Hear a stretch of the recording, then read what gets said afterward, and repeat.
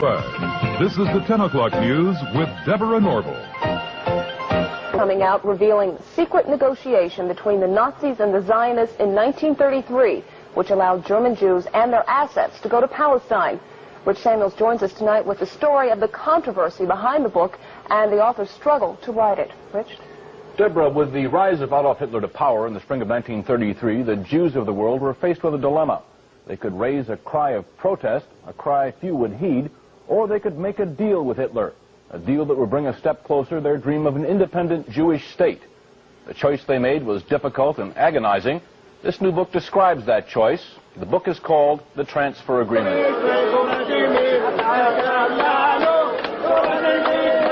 This is Israel a few days ago, the season of Passover.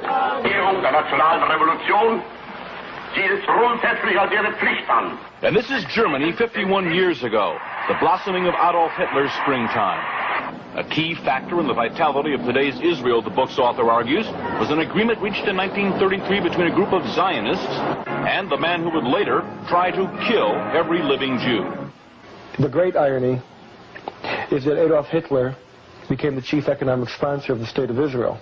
It will be an argument against, and a wrong argument against Zionists.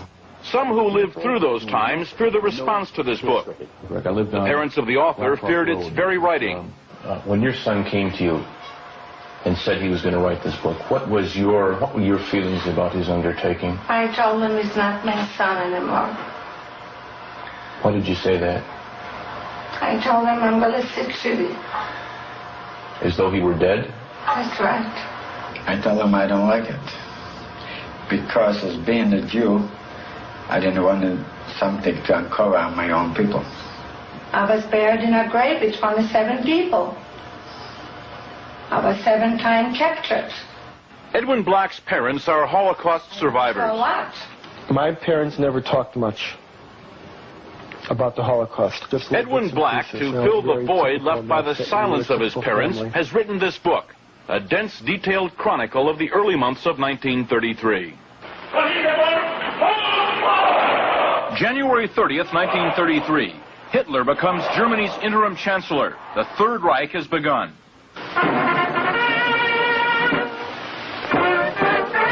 But in this country, on March 4th, attention is diverted by the inauguration of Franklin Delano Roosevelt. More power to you, President Roosevelt.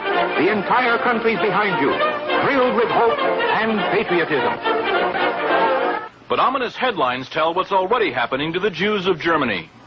The protest of American Jews was heard almost immediately. It was based on only the sparsest of press reports, and nowhere was that protest more vocal than here in New York City. All creeds, local and national organizations, and labor parties are joining this gigantic demonstration passing through famous Washington Arch. Rabbi Stephen S. Wise, honorary president of the American Jewish Congress, leads the procession down Fifth Avenue on foot. Father arranged for the first great mass meeting at Madison Square Garden to protest Hitlerism. He felt that when freedom was threatened, silence condoned oppression always. Thousands who waited hours behind police lines rushed forward as the doors of Madison Square Garden are open. Jews and Gentiles join in the race for seats, and 22,000 of them get in. I was a young kid then, you see, as a teenager. And I belonged to a Zionist youth group. And we were all summoned to go to that rally. Well, it was a very agitated crowd. Many Yiddish speaking, a few English speaking. Rabbi Wise mounted an appeal to the Jewish people to do something to save Jewish honor. Most of the important, well-established Jews were very angry at him, said this was sensationalism, and that if anything happened to the Jews in Germany, the blood of the Jews would be on his head. Dr. Stephen S. Wise, rabbi of the Free Synagogue and the national leader of liberal thought, speaks in behalf of the Jews of the United States. This is not a Jewish meeting. This is the conscience of America making itself felt.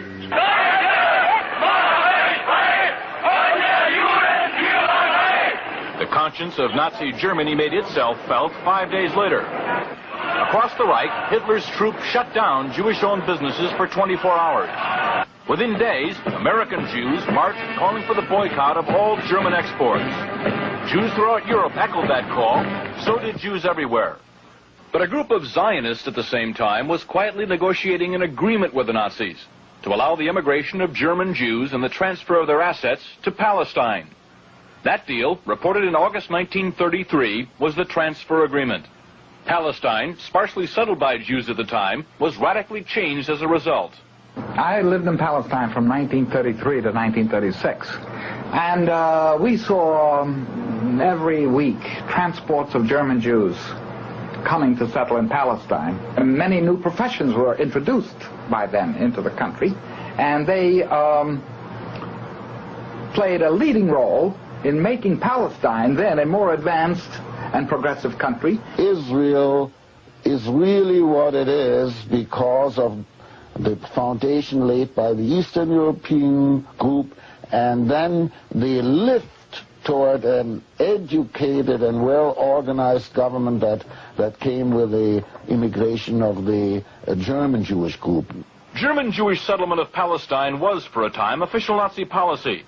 These photos of Jewish life in Palestine, along with a lengthy text, appeared in 1934 in the Berlin paper Der Angriff. The publisher, Hitler's propaganda minister, Joseph Goebbels. A Nazi Visits Palestine was the title of the multi-part series. A medal was struck by Goebbels in commemoration. On one side, the swastika. On the other, the Star of David. Hitler demanded one concession for the transfer agreement, that the call for a boycott of the Reich, raised by Jews here and elsewhere, be rejected by the Zionists. The Zionists made that concession. And so, while Nazis were marching in Germany, and while Jews were marching here, diplomacy was running a more important story. In the Mediterranean, where the dream of a nation-state for Jewish people came a step closer to reality. The story in this book some will find hard to accept. I still feel the hurt. But after I read it, I said, I'm all with you. Go ahead and write it. Because everything was exactly what happened, and that's the truth, and you cannot deny it. And the truth must prevail. And I'm not worried by the people who will find the book in bad taste. The smart people, the intelligent people, the people who went through will understand. The author is torn between two profound feelings. That he has to be for a Jewish state, and that the silence which his parents have kept, well, he has to retaliate against that silence, and he takes it out on others. It was a quest. It took me around the world. Financially, it depleted me. Emotionally, it drained me. And as far as my being a Jewish person and understanding my Jewish identity and my relationship to Israel and the Holocaust, it has fulfilled me. It has given me identity.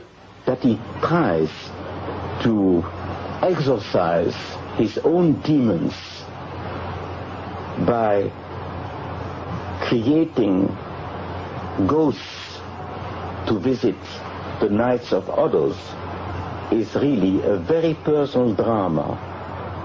And my only hope is that he will not damage the people, the state, and the brethren and sisters whom he proclaims to cherish.